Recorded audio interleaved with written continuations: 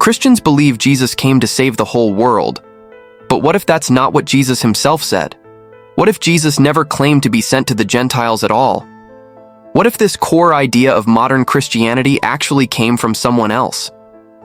Let's dig deep and compare what Jesus said to what Paul later claimed, and explore how both the Bible and the Qur'an help us separate fact from fiction. Let's start with Matthew 15:24, where Jesus says, "I was sent only to the lost sheep of the house of Israel." This was a direct statement, not a parable, not a metaphor. He said this when a Canaanite woman asked for help. At first, Jesus refused. He even said, "It is not right to take the children's bread and toss it to the dogs." That sounds shocking, doesn't it? But it reveals something critical. Jesus' mission was specific. He viewed himself as a prophet sent to the Israelites, not the Gentiles. In fact, this isn't the only verse that supports this. In Matthew 10:5-6, when Jesus sends out his 12 disciples, he commands them, "Do not go among the Gentiles or enter any town of the Samaritans. Go rather to the lost sheep of Israel." That's clear. Jesus didn't instruct his disciples to preach to the world. His focus was on the children of Israel. So where did the idea come from that Jesus was sent for the whole world? It came later, and mostly from Paul. Paul in Acts 13:47 says, "For this is what the Lord has commanded us. I have made you a light for the Gentiles, that you may bring salvation to the ends of the earth." That sounds beautiful, but it's not what Jesus said. It's what Paul said. This shift is significant. Because Paul wasn't one of the 12 disciples, he never met Jesus in person. He came later, claimed to have a vision, and began preaching a message that Jesus himself didn't preach. He expanded the mission beyond the children of Israel. And with that expansion came theological changes.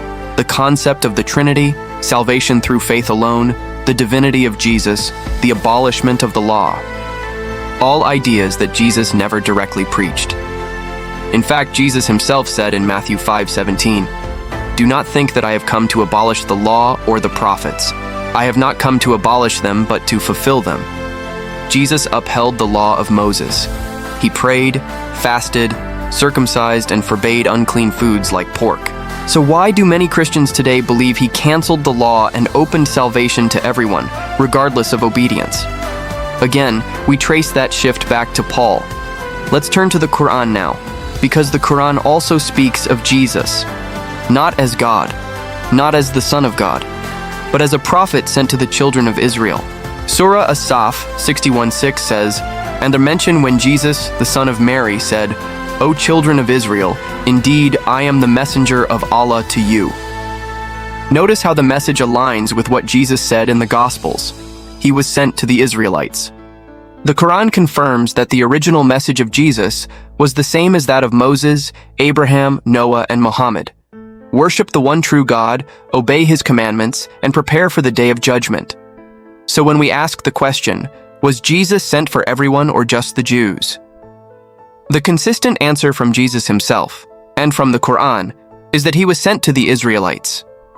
It was Paul who expanded that message, and in doing so, introduced doctrines Jesus never taught. And this matters. Because if we want to follow Jesus, we have to follow his teachings, not someone else's interpretation. Ask yourself, did Jesus ever say he was God? No. Did Jesus ever say to abolish the law? No. Did Jesus ever preach the Trinity? No. He preached pure monotheism, worship of the one God, obedience to the law. So if you love Jesus, you owe it to yourself to go back to what he actually said, not what was later added.